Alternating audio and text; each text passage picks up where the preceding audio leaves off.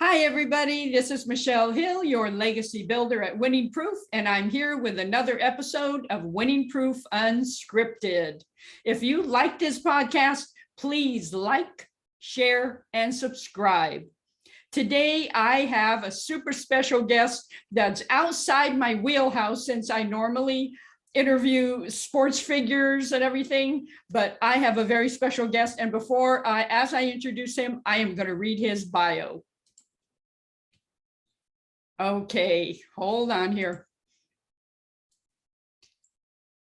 Lieutenant General Dan Fig Leaf, U.S. Air Force retired, is known by his fighter pilot moniker, Fig.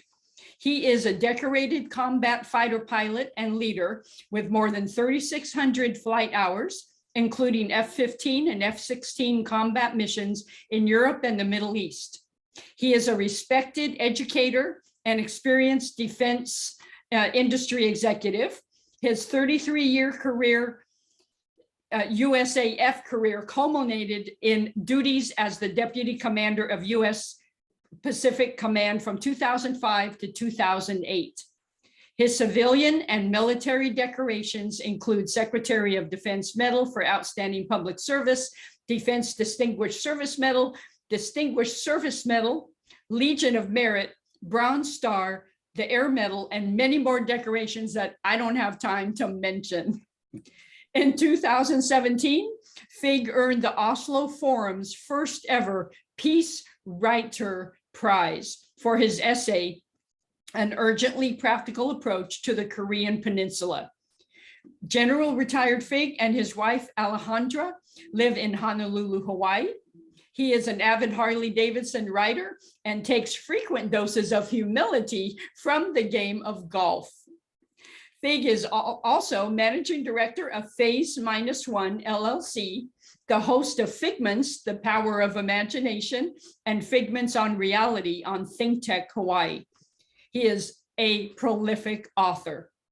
Welcome to you. Welcome. Thank you, Michelle. It's a pleasure to be here, as you know, but the viewers don't. We connected through Twitter, the first time I've ever done that, after an article that me and my friend Dallas Thompson wrote on nuclear blackmail. So I appreciate you reaching out to me, and it's good to see you again and to have a chance to be on somebody else's podcast. Exactly. And I have never really connected with anybody on Twitter. I have connections, but we had quite an interesting Twitter conversation. And then thanks to your good questions. Yes, I love questions. So I am going to fire them at you today, and then you can go from there. So first question I have for you is, how did you become known by the moniker Fig? It's I wish there was a great story. Some of the nicknames, call signs, as they're referred to in the fighter pilot world, have great stories.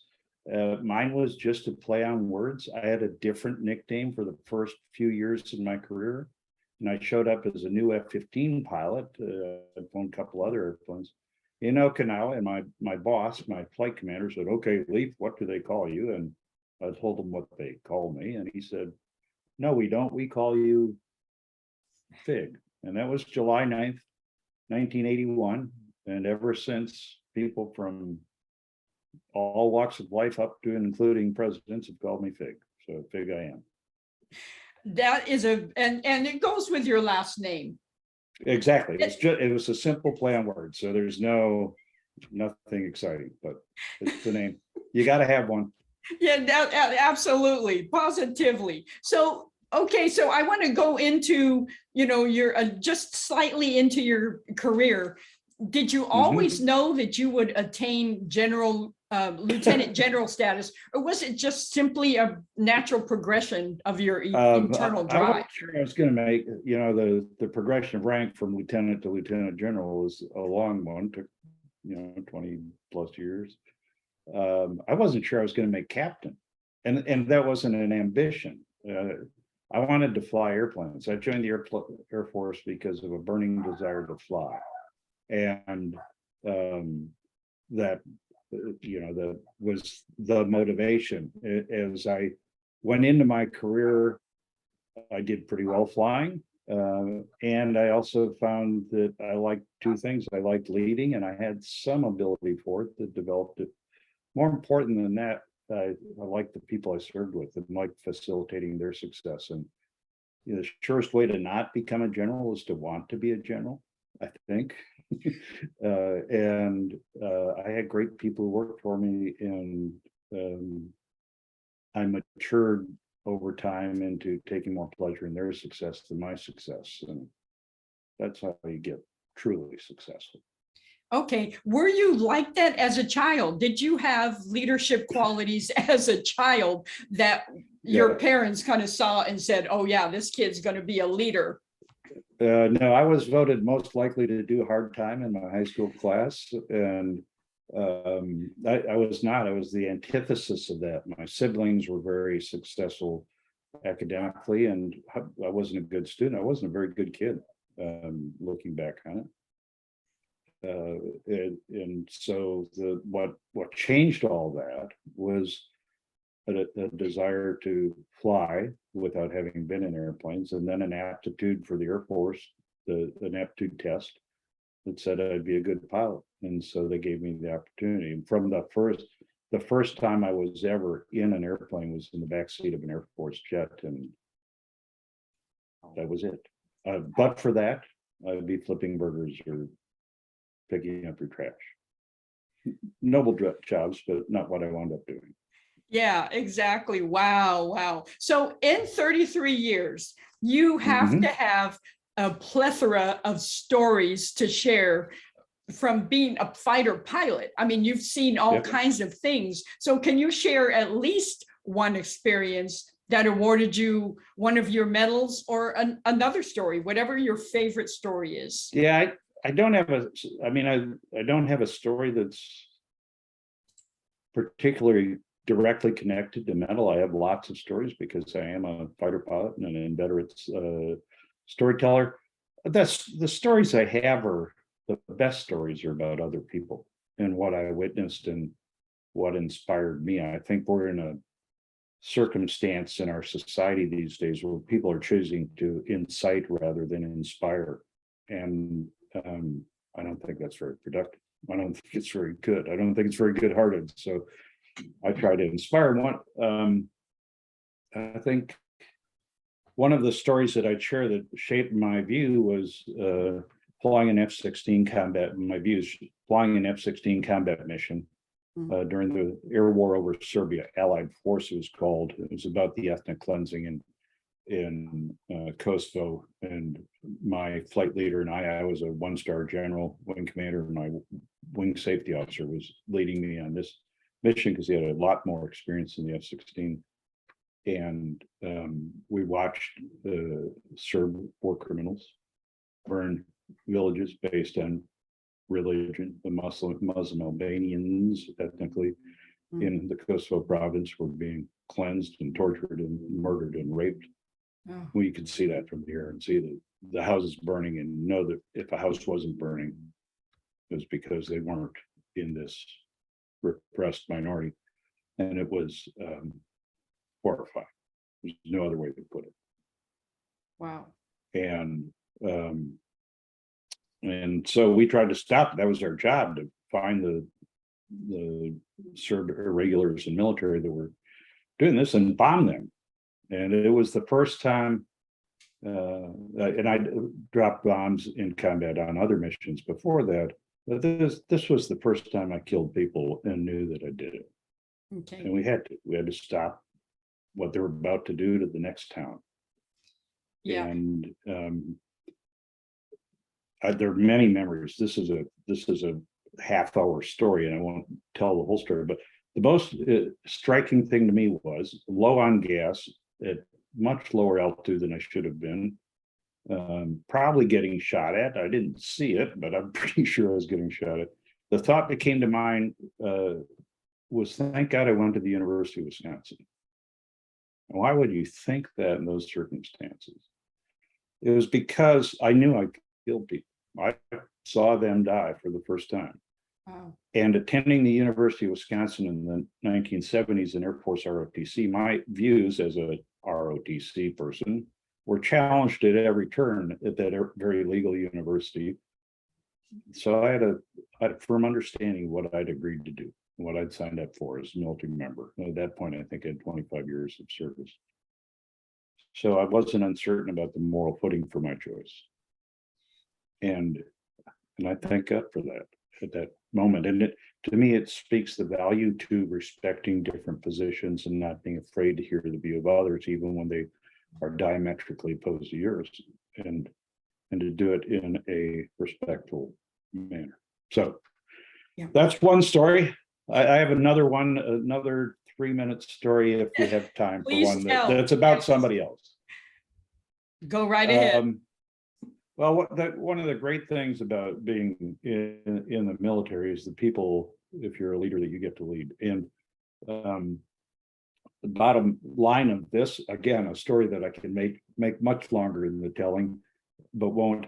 Another F-16 combat mission, same war, very demanding night mission in really bad weather for takeoff and recovery. And over the target, one of my 2,000-pound bombs would not release from the airplane. That's a problem. Okay. The airplane doesn't fly well. You can't leave the area having just dropped your bombs as rapidly as you like to. And then when you land it, it's a handful. They knew I was going to be landing at night in very bad weather. And I realized that as soon as I got out of enemy airspace and had time to assess it, the reason I had this problem was because the young airman charged with supervising the removal of safety pins before takeoff hadn't done his job well. And there was a safety pin that would not let me get rid of this bomb. And now, after long demanding combat sortie, I'd go back, land it in the dark. It was about, I think, 4:30 in the morning when I landed on a wet runway, not long runway, with not much experience in the F-16 again. And it was hard. It's probably the most difficult flying event I ever did, was that heavyweight 2,000-pound imbalance landing on a wet runway at night. And I was kind of upset about that, Michelle. It actually, yes. I was, but I thought, as I flew back, we had to fly back up the Adriatic towards the base in Italy where it was. And I thought, everybody's going to know the boss had a hung bomb. And so I don't need to make this a federal case. I just need to make sure it doesn't happen again. And I'll leave out the more colorful languages of subsequent conversations, but there was a lot of colorful language when I landed safely and said, still alive, that's good. And you go through a series of after landing checks, and the guy got on a headset talking to me on the ground, one of the ground crew, and said, "Sir, somebody left a pin in." And I said, "No kidding, Sherlock," not exactly what I said. And he started apologizing. Basically, I said, "Stop. I don't want apologies. I don't want it to happen again." There's more to it than that. It was a very direct conversation. Now I taxied back to park the aircraft where I had gotten it. And the squadron leadership of the 510th Buzzards rule, have to say that or I'll get grief from my old Buzzard combat mates. We're all there, and they knew I had hung bomb, and it was a big deal. Could have been an even bigger deal. Wow. And that, again, the apologies start as I get out of the airplane, and I didn't have time for it.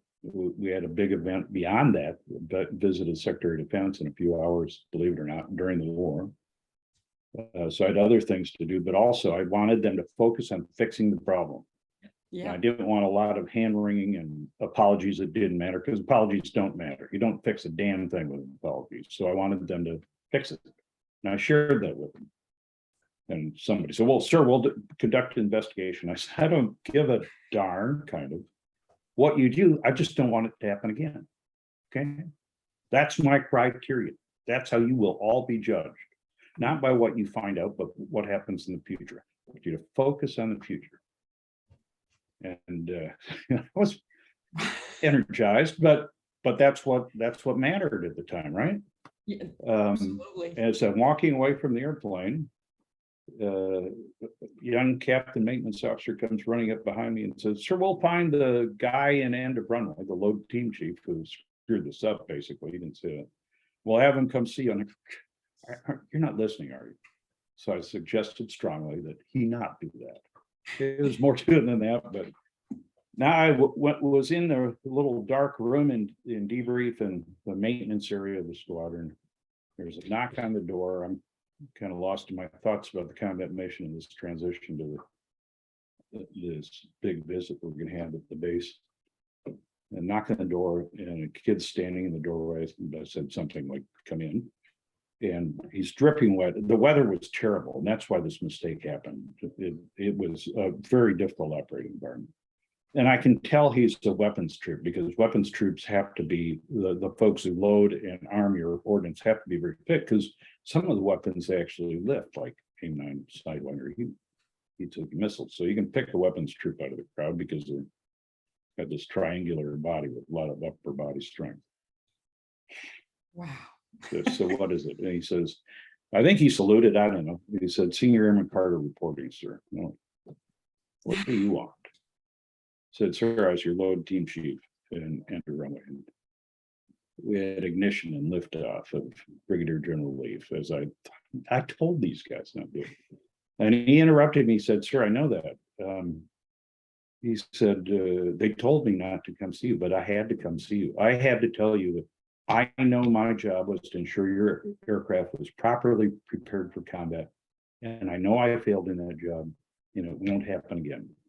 Wow. This is a senior airman who's working for minimum wage or less, given the hours they work, in demanding conditions in a combat environment, 12 to 16 hours a day, who felt compelled to own up to his mistake. And the lesson from that is, first, there are really good people in the world. And secondly, if you trust people, they'll live up to it. If you don't have an environment of trust, they will shy away from anything like that. So he failed, but then he succeeded. And wow. It's one of the great experiences of my life, learning from the young airman. That he didn't learn jack from the old general. I learned from the young airman. Yeah. So, and isn't that part of leadership, is calling out the leadership in others, recognizing absolutely traits in others and what that they don't see in themselves? So you have a role, but it's just a part. You can even be a bit player, and what you enable in others that will really make a successful unit. A very strong leader at the top can get good results, but you only get great results if everybody recognizes and appreciates their contribution to the unit mission at all levels. Great people, superstars, and not so superstars. Yeah. And you, during the course of your career, I'm sure you saw, can you take a non-superstar that doesn't have a strong work ethic, that maybe for whatever reason they develop that? Can you develop that as a leader, or is it just okay, let them go? Well, the question is that if they're willfully inept, non-committed, uncommitted, whatever, then no, you can't. If they're actively being inactive, then no, you move them on, especially in the military, where you raise your right hand and pledge an oath. If you don't live up to the oath, adios. Yeah. But the key is to recognize the contribution that can be made and get something out of everybody. The superstars are always going to contribute, and you want to recognize, reward, leverage that. But it's when you get, and I'll call them bottom feeders, but I really don't mean that in a dismissive human term, but the folks of lesser talent, perhaps, and maybe even lesser commitment, if you get something out of them, then you can have a great organization. And they deserve the chance to contribute. Often they're not given it because they're not shiny, and it's not fun to have to pull contributions out of people, but it's more important than sitting in the limelight of others. Yeah, for sure. And I'm sure you learned a thing or two about leadership, and like do you have a top 10 list, a top 3 list of those Yeah. who really are leaders. I'd love to hear Of some people or of principles? Which one? principles that make strong leaders.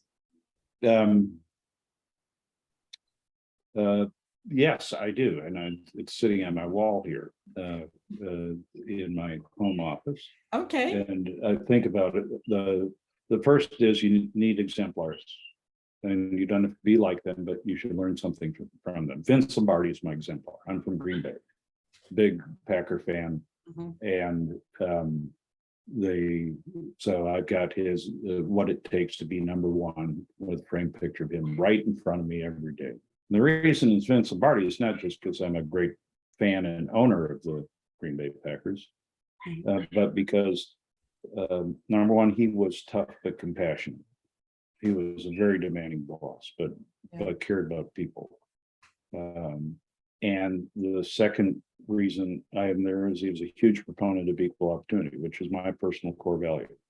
And as I told everybody who joined a unit that I led, or an organization, business, or when I came back from government civilian, I don't need a policy letter or a public law to make that my core value. It's my core value. It's what makes it the United States of America what it is, and gives us the opportunity to be what we can be. Lombardi brought African Americans to Green Bay when that was far from the norm, and insisted that they be accepted not just on the team and the community. And as a son of Italian immigrants, he knew racial prejudice and he fought against it. There's more to it than the other thing is I have a nameplate and I have 2 clippings. Actually, one's from a fortune cookie and one's from a clipping from the old Stars and Stripes newspaper that I taped on the back of that nameplate in 1979, and they're still there. It says a lot about Scotch tape. You know, archaeologists are going to be finding Scotch tape for years.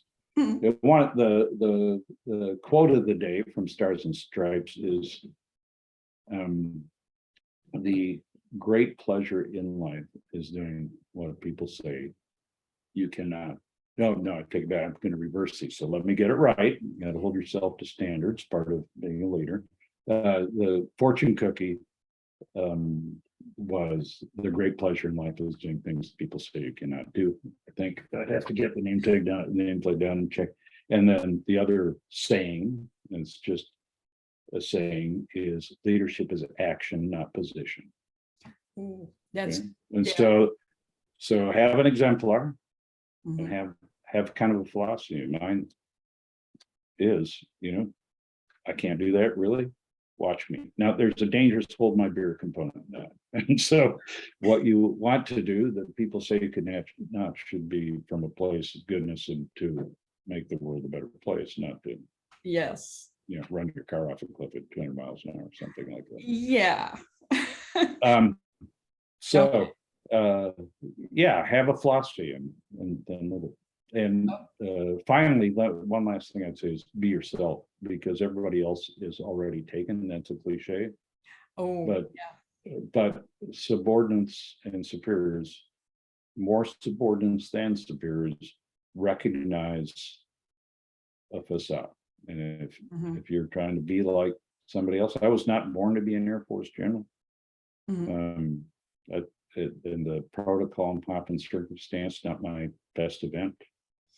So, I worked my way through high school and college and gas stations. I like motorcycles. So I didn't stop riding my Harley when I became a general. I started riding my Harley again, my motorcycle again, because I could.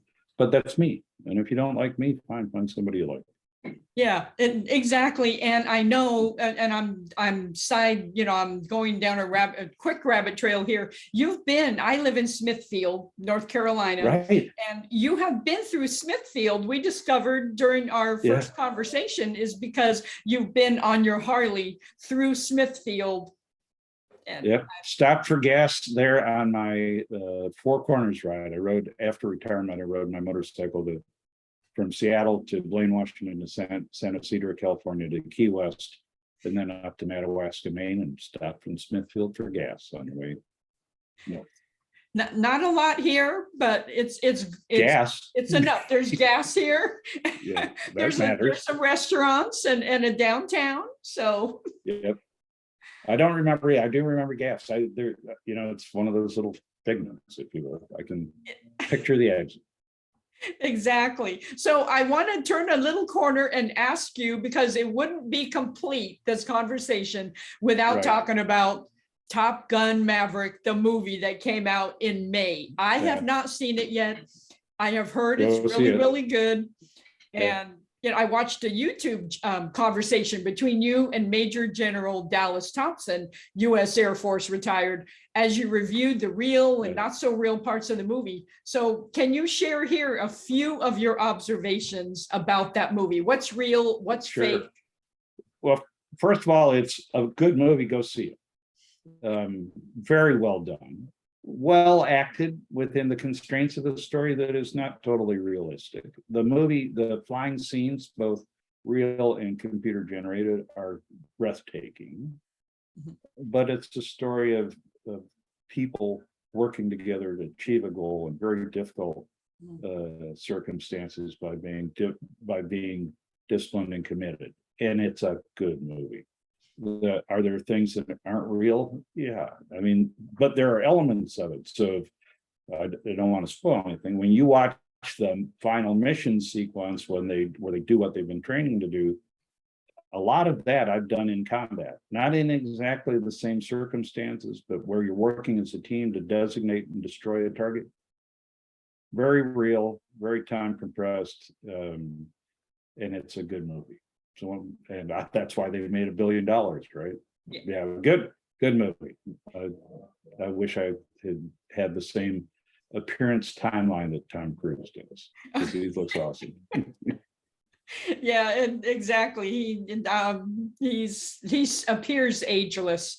He just keeps on doing what he's doing. So, that's commendable. Yeah. So, okay, so let's turn some corners fast during the last part of this. We don't have very much time. I know you have another meeting coming up. So tell viewers quickly what you did to earn the first ever Peace Writer Prize. And I'm calling, since sometimes you can't understand, people can't understand words, it's WRITER, like being a writer. So Peace Writer Prize. Okay. Well, as I said in one of our first conversations, people like to say, oh, I like to write. Nobody likes to write. I like to have written. So I write, it's hard work. I'm a kind of prolific author, but it's hard work, and I'm glad when I'm done. I care deeply about North Korea, and I won't go into that, but I care deeply about North Korea because I care about humanity. Because I've been to war a couple of times, and I've seen the worst of times that folks can endure, and I'd like that to happen a lot less in the world. Doesn't mean I'm a reluctant warrior. I did what I did, and I think it was the right thing to do, or I wouldn't have done it. But I care about North Korea, so I spoke at a conference on the role of women in security, another of my obsessions / passions. And one of the participants who I spoke with eventually sent me a note that the Oslo Forum was having this essay contest. And I thought, well, they won't want to hear from an American. They won't want to hear from a military guy, but I do want to write. And as I think Abraham Lincoln said when asked about a topic in a presidential debate, he said, I don't know what I think about that yet because I haven't written about it. And I don't know what I really think on a topic until I write about it because of the logical and intellectual processes that occur as you go, well, that looks stupid. So maybe it was stupid. So I wrote a 3,000 word essay about practical approaches to North Korea. The crux of it is denuclearization has to remain our principal issue, but we have to find other ways to make progress because the stalemate is both dangerous and tragic for the common people of North Korea. No sympathy for Kim Jong-un or the regime, but for the common people of North Korea. And so I submitted it, went, okay, fine, I did it. And a few months later, learned that I've been selected for a writing prize as somebody who got D's in English. That was a stunning turn of events, but I think it's a good bit of atonement or contrition for somebody who engaged in war. Again, no regrets, but I'd like it if we killed a lot less in the world. Yeah, absolutely. So that's it. Wow. To win that kind of award the first time out, It's done. you are a true, would you describe yourself actually a true overachiever in the positive sense of the word? Yeah. Well, it's, the great pleasure in life is doing what people say you can't. Right. Ooh, that's good. Yeah. So Yeah. back to that saying, I'm colorblind. We haven't even gone there. I shouldn't even have been an Air Force pilot. That's a whole nother story. But the great pleasure in life is doing what people say you can't when it's done for a positive purpose. Yes, absolutely. And I'm going to fire through these last couple of questions real fast because I know our time is coming to a quick end. So you're managing director of Figments LLC. Explain in a capsule what you do and what services you offer through that organization. Well, I do a bunch of consulting, mostly writing. Figments LLC is what I like to call an unintentional nonprofit. Not making a lot of money. But the whole view is planning to change dangerous status quo situations to something less dangerous. So the name Phase-1 alludes to military planning, where phase 0 is the dangerous status quo. Phase 1 through whatever is where everything gets worse to the point of war. And as a 3-star PACOM, then Pacific Command, I asked the planners, where's our Phase-1 plan? Why aren't we consciously working to change the situation so that we don't need this damn plan? So that's it. I do a variety of things, but generally conflict resolution, writing about national security matters, and so on. Okay. Well, thank you for the capsule, because I know it's much more, involved in that. So to wrap up, you state, and I read in your bio, that you take frequent doses of humility from the game of golf. How does that happen? Well, it's so damn hard, and I'm not very athletically skilled. So I've been playing golf for many years, 35 almost, I think. And I love the game. I find that the killer instinct that served me well in the cockpit is totally useless on a golf course. And you go out and you keep trying to improve, and some days you do, and some days you don't. But it reminds you of your faults and foibles, and it's easy. I flew jet fighters. I was 3-star general. That was pretty cool stuff, man. I rode a Harley. I've got I still do. Got a hopped up Mustang. I live in Hawaii. I'm cool. No, I'm not. I'm just a person who fails as often or more often than they succeed. And golf reminds you of that. Okay. I love that, because we all have an area in our lives that keep us humble, that keep us grounded. Absolutely. So yeah, I appreciate that. So, and this is to wrap up, and like 20 seconds worth. In our original discussion on Twitter, we talked a little bit about nuclear blackmail, and which is probably another whole conversation, but can you give us a teaser in a couple of sentences? And that is not a couple of sentences answer. No, it's a very difficult concept, but Putin and the Russian government made some nuclear threats around the invasion of Ukraine. And as a rogue state, North Korea has an implied nuclear blackmail agenda with its limited but still nuclear capability. And Dallas Thompson, who I reviewed the movie with, and I together wrote a piece, because between us, we think that we're transitioning away from mutually assured destruction, where the reasonably rational major players in the world understood that employment of nuclear weapons would lead to catastrophic outcomes for the most of the world, and certainly for the antagonists, to the point where some are considering, may threaten, and might even use nuclear weapons in a limited, if there is such a thing, way, and that requires a shift in our strategy and thinking, in the measures we use to deter such events, to defend against it, such events and potentially to respond in a more limited, precise manner. It is very complex. I think Dallas and I, frankly, are the first two to write beyond just criticizing Putin for what he did and realize that this could be a major shift in strategic thinking in the world. And it's a dangerous one that the United States has to respond to. Yeah, and it's like you said, it's another whole discussion because there's so many veins to it. There's so many avenues. So I know we are out of time. And so I Yep. will put, instead of asking you where people can connect with you, I'll just put, we'll converse afterward. And I think I have most of your links, but I'll include. Yeah, the links in the I'd show ask notes. folks to look for Figments, the Power of Imagination on YouTube is the easiest way to find other things that I've done and get other contact info. But I really enjoyed this, Michelle. Thanks for having me on. Thank you so much. I really appreciate your time, and I will put all these links in the show notes. And thank you so much for being here today. My pleasure. Aloha. Aloha.